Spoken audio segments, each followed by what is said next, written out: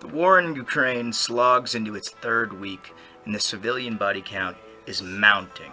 Thanks to our continued support, many sellout politicians are demanding the U.S. military enforce a no-fly zone over Ukraine and destroy any Russian planes that violate it, assuredly starting World War III. You're a pussy if you call that escalation. Starting World War III is the deterrent stopping Russia from starting World War III, says neocon warmonger Mark Levin. This is the state of political discussion during the death rolls of empire. Fasten your seatbelt, ladies and gentlemen.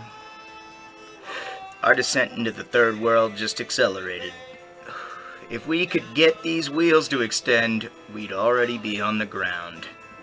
I'm James Gilbert with your weekly dose of controversy. This is American Contrarian. Top stories this week. The U.S. government says there are biolabs in Ukraine and is afraid Voldemort will release them on the world. The Biden administration acted alone on the world stage when it decided to ban the sale of Russian oil within the U.S., which immediately ended the war I was having internally about getting a motorcycle, as gas prices immediately rose to nearly $6 a gallon. While that was the most noticeable economic hardship Americans faced, it was far from alone.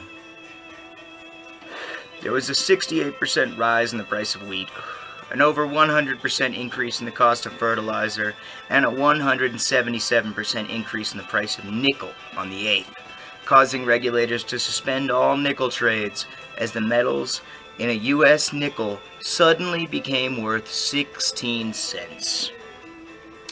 Another case of cocaine laced with fentanyl caused 6 West Point cadets to OD in Florida, and it's getting a lot of media attention. But there's another adulterant out there causing even greater harm. An unregulated horse tranquilizer dubbed Tranky is currently gaining popularity in America's most impoverished neighborhoods. Things haven't looked so grim to the nation for a long, long time, but don't worry, because Congress just passed a bill to send $13.6 billion to the border of Ukraine.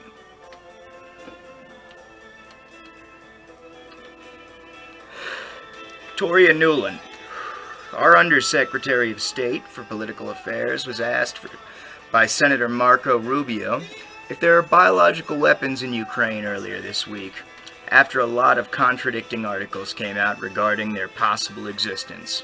To many surprise, she admitted there are in fact biolabs in Ukraine that we fund, and to no one's surprise, with 2 brain cells to rub together, that if anything were released from these labs, it would be a classic example of a Russian false flag.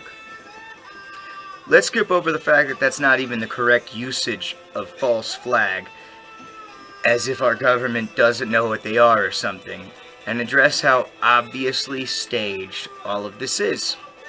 The moment the COVID ends and universities start coming out with papers about CRISPR articles showing that Moderna's got copyrighted genes in the virus, and Pfizer has 90 pages of known side effects, things they knew about, but didn't tell us before they tried to force the entire world to get them. I mean, hey, it's a good business model, right? And the fact that Trudeau, Putin, or Voldemort as I'm calling him, Macron, Xi Jinping, I believe, all of these people are World Economic Forum, young world leader graduates. You don't think they're maybe coordinating any of this? I don't know. I mean, it just seems to me like this would be the time when China will take Taiwan, Russia's already taken Ukraine. Honestly, I don't really have a problem with that, but I mean, maybe they shouldn't have all of it. The eastern parts, sure, but okay. And Iran will begin to take Iraq. Other things will happen too that I don't know about, but yeah, Pakistan start moving in on India with the help of the Chinese.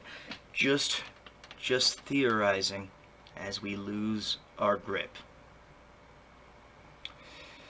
Drug dealers have been in the process of replacing their supplies of heroin with cheaper, stronger synthetic fentanyl. Fentanyl, originally used as a potentiator with weak heroin, has all but replaced it. Drug dealers in ghettos from downtown Los Angeles to Camden, New Jersey today are using fentanyl instead.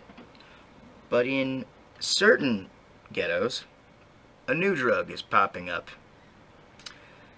Something called Tranky. Tranky is a horse tranquilizer. It's been popular in Puerto Rico for about 20 years.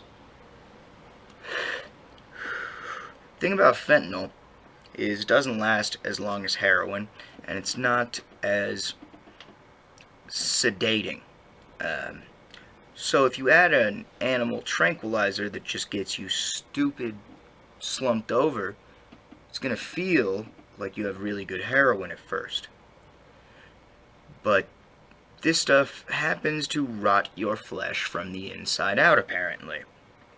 And it is why when you go through Philadelphia, or you look at videos of Kensington in Philadelphia, everyone looks like a fucking zombie to a point. Well, I mean, the meth on the West Coast certainly helps the zombies stay awake there too. But the horse tranquilizer rotting people's flesh kind of reminds me of crocodile in Russia, and it's not a good sign. This is a shorter video than usual. The Nickle story is interesting. You should look that one up. Fertilizer. I mean, everything that we're going to eat. If you got to eat it, if you need it, it's going to get more expensive. If it powers your car, the lights in your house, or your body, it just got a lot more expensive. The only things that are staying cheap right now are drugs. Have a good one, everybody. Get a gun. Can't count on the state.